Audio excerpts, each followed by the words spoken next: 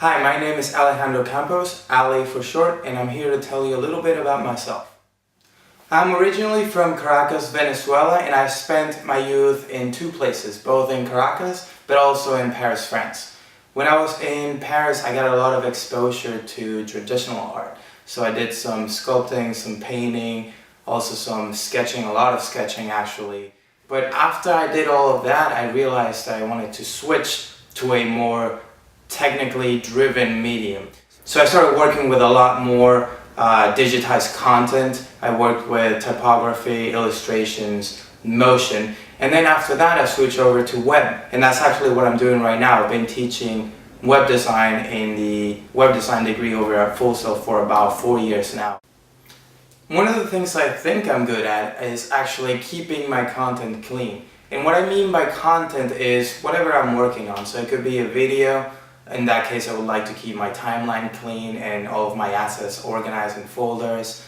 It could be a website, in which case I like to comment out my code. On the other hand, one of the things I believe I am not very good at is actually that I like to learn as much as I can, which spreads me out in a lot of different directions. And I feel like I'm not proficient or an expert at one thing, but rather really good at many things, or slightly good at many things. Being an associate course director for rich media optimization has definitely taught me a lot of things. So I spend a lot of my time learning new shortcuts and keyboard shortcuts, of course, just so I can get to tools a lot quicker and streamline my process that way. And also I do a lot of research in terms of contracts and client questionnaires, so you can establish what your client needs, but also establish milestones so that we've all run into these cases. If they take too long to give you content, they're not expecting the same deadline in return.